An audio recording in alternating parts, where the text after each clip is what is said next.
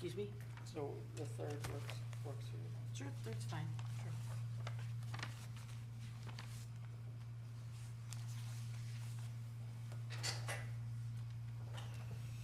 We could just talk about it, and if something can work, it works, if it doesn't, it doesn't. Right, and we're having a meeting on the 27th with volunteers to talk about brainstorming if she wanted to come. Brainstorming if she wanted to come. All right, we're live. I'd like to call the regular Board of Selectmen's meeting for Monday, September 19th, 2022 to order. Before we start, I'd like to mention our thoughts over the United Kingdom and with the island of Puerto Rico. Candace Bouchard. Jonathan Moorhart. Andy Perez? Todd Archelashi. Glenn Albanesius. Stephen Sedlak. Linda Grappo. Jack Bork is excused, and Josh Kelly is excused. Please join me for the Pledge of Allegiance. I pledge allegiance to the flag of the United States of America and to the republic for which it stands, one nation, under God, indivisible, with liberty and justice for all.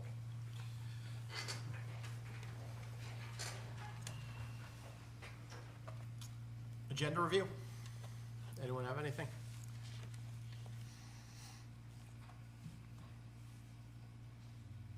Seeing none, we'll move on to the approval of the minutes of the regular Board of Selectmen's meeting for Tuesday, September 6th. Make a motion to approve the minutes of September 6th, 2022. Thank you, Candy. Is there a second? I'll second them. Thank you, Linda. Any discussion? No discussion, all in favor? Opposed? Abstained? Thank you. Jonathan. Yep. 501.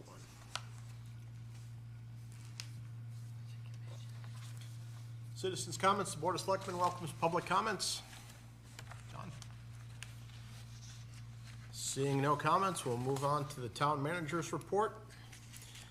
First, I'd like to pass on from Josh how excited he is that the town of Winchester today received the steep grant for Elm Street.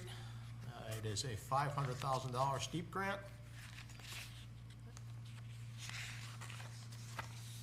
Also passing along, the RFP for the bachelor school is closing on this Friday, which is September 23rd. So if anyone is looking to put an RFP in, please get it in on time. The town has made 2 new hires within the staffs, one in the finance department, one in the building use. Our new building official, Bill Petroface, is working on to clean up the backlog of permits that need to be issued. And we have hired Tom Pershko, thank you, as our budget analysis and grants person. And he started on Friday, so both of those welcome aboard.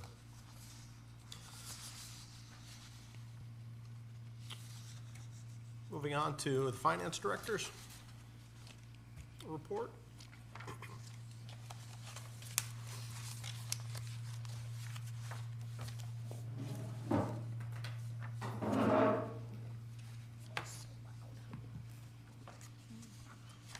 Good evening. These are the results for August 31st of 2022 for fiscal year 2023. We are 17% into the fiscal year. I'd like to thank all of our taxpayers for their prompt payments, and thank you for your patience with our transition to the new system. Property tax revenue current year to date, $14,537,000, which is 55.21% of our budget, in comparison to $13,569,000 in the prior year, same period. 55.52% was the last year. Our past due collections year to date are $78,000, which is 26% of our budget. That's in comparison to $144,000, which was 48% of our budget in fiscal year 2022.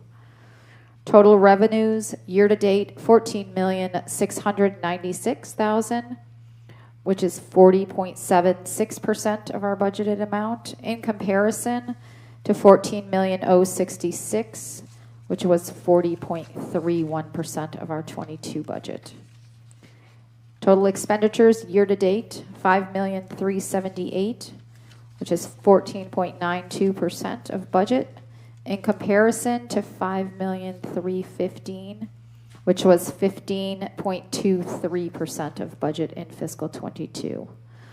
We received our payment from the state of Connecticut for our municipal transition grant, which was due to the motor vehicle cap, of $93,544. Please note that this was not budgeted revenue, as this was not a dollar figure that we had received prior to the approval of the budget. Cash flow at August 31st, 20.6 million. Of that, 9.2 is invested, 4.5 of that in the Northwest Sweep, and 4.7 million of that in STIF. Current capitals in August of 22, we had $224,830 spent on annual road maintenance, and another $10,000 spent on the mower for the Parks and Rec, which was in the 2023 budget. Update on Hinsdale. I just received the July approved invoices to be paid. We'll be paying those within the next week. Once those are submitted and Nancy returns to the office, we will work with Mel to do our payment reimbursement number 6. That expected reimbursement will be for $2,419,697. That's it. Any questions? Anyone have questions? Does the motor vehicle offset the decrease in the mill rate, correct? That's a partial. We did not get a full offset, so we have a little bit of a shortfall. I want to say it was about $12,000 in comparison to what we budgeted for the motor vehicle. Right, so for the year, we'll be off 25,000. I remember you saying that.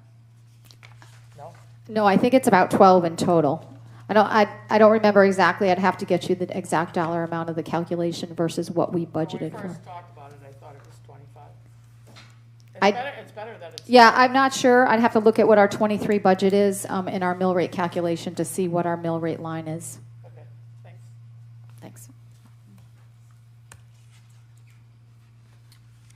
No further questions for Anne Marie? Thank you. I just want to follow up on a discussion Candace and I had the other day. We still have outstanding, we have not received some of the bills for the cap situation. So we're still paying out on those invoices. So once, Right, exactly. yeah, so once we get those, It's a we, recap, right, of what, all the money Sure. that came in and then, Yep. then where all the money went. yes. Thank you so much.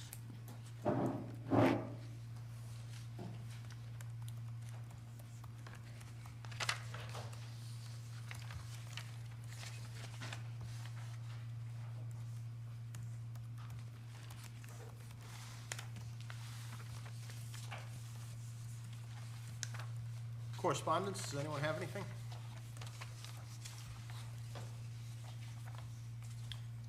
The rec department announced trunk or treat, so if anyone is interested in participating, look on the town's website on the recreation board. Steve, anything on boards and commissions? We have no appointments or nominations this evening. However, I'd like to just let our public know that we have some vacancies on some of our boards and commissions, if you're interested. The Board of Assessment Appeal is looking for one alternate. The Conservation Commission is looking for a regular member. The Architectural Review Committee is looking for a regular member. The Laurel City Commission is looking for 5 regular members. And so we're looking for some good volunteers for the Laurel Festival. The Economic Development Commission is looking for an alternate member. So for our public out there, if you're looking to get involved, school's back in session, you have nothing to do nights, come on out and join one of our boards and commissions. Thank you, Steve. No unfinished business. Moving on to new business. Item 22-49, dedication of the BOE non-lapsing money to Pearson air conditioning repair project. Melanie, you want to come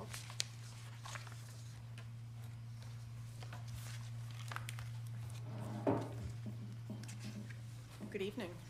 Good evening.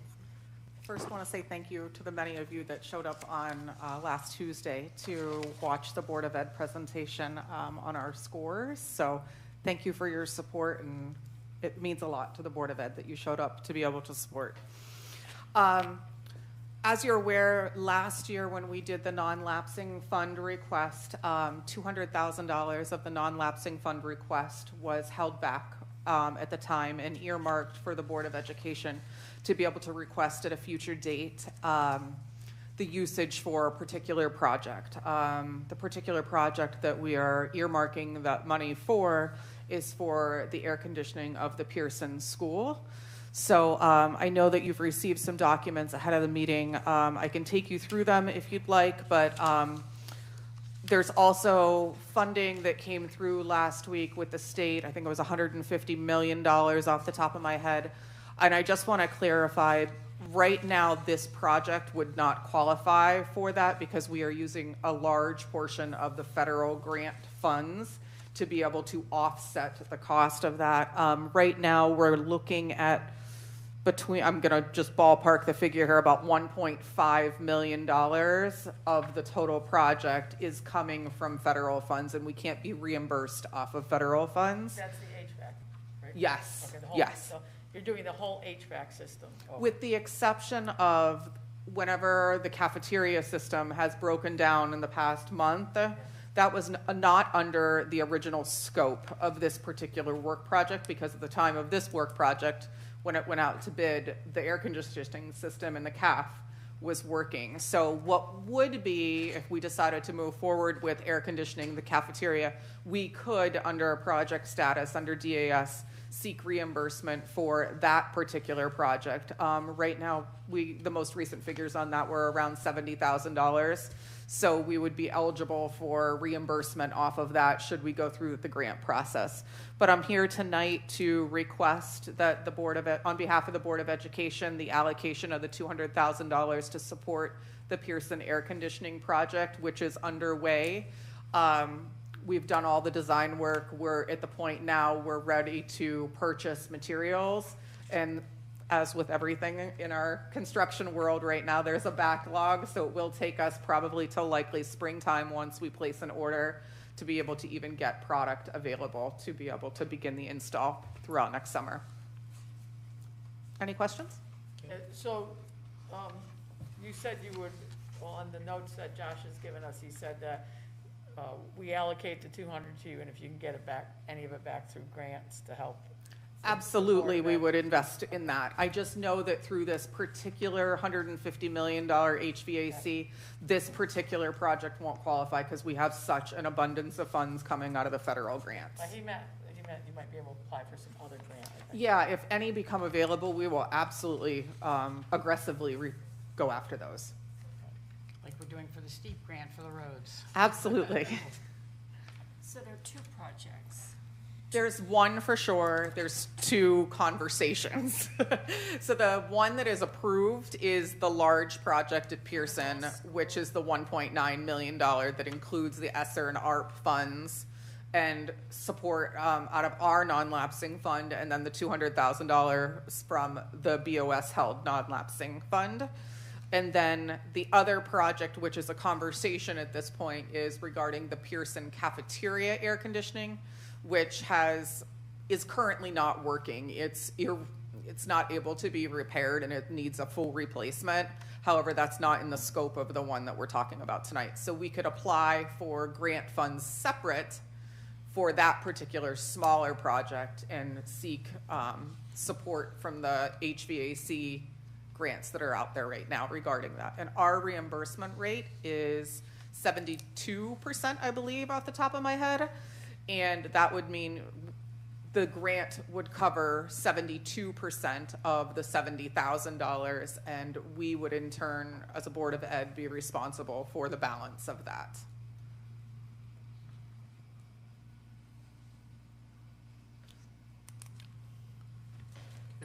I move that the Board of Selectmen authorize the Board of Education to access up to a total of $200,000 from the BOE non-lapsing fund that the Board of Selectmen had placed in a special fund to cover the costs associated with HVAC upgrades and replacement at the Pearson School.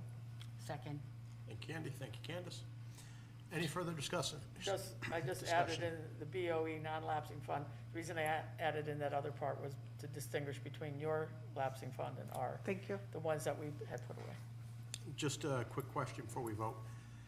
So currently, the Pearson Cafeteria has its own air conditioning, it's not part of the schools? Yeah, so right now at Pearson, there's only a select few rooms that have air conditioning. The main office is air conditioned, the library, the music room, and the cafeteria was air conditioned They're all on before. separate systems? They are all on separate systems, yes. So the condenser and motor for the one on the cafeteria is no longer manageable.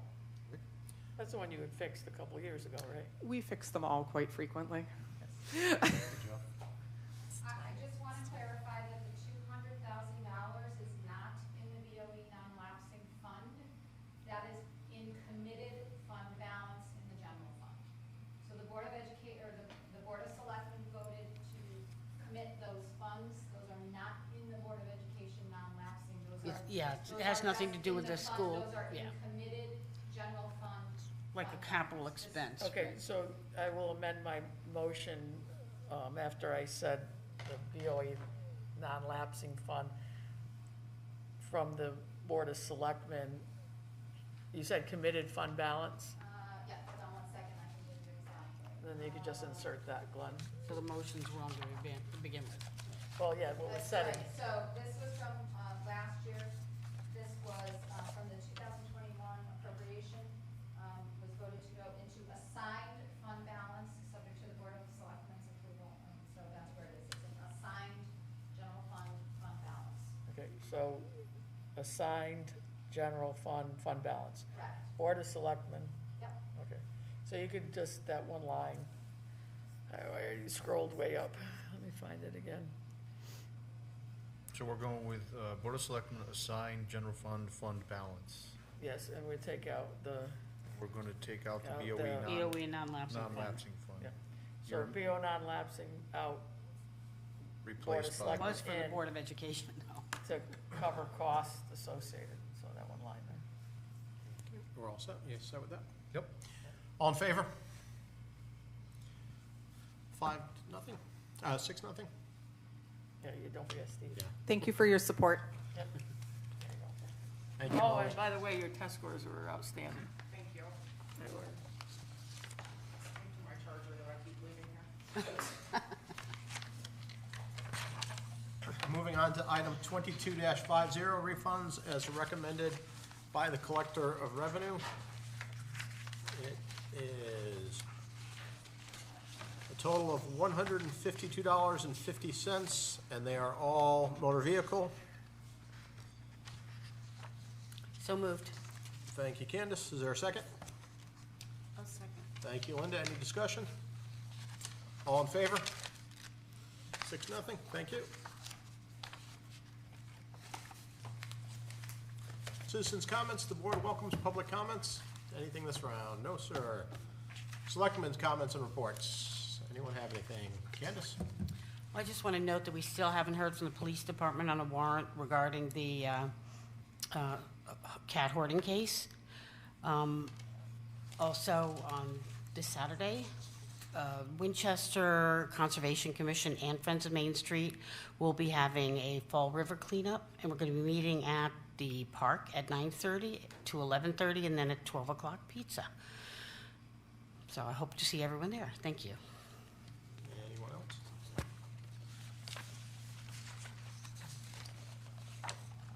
All right. Steve?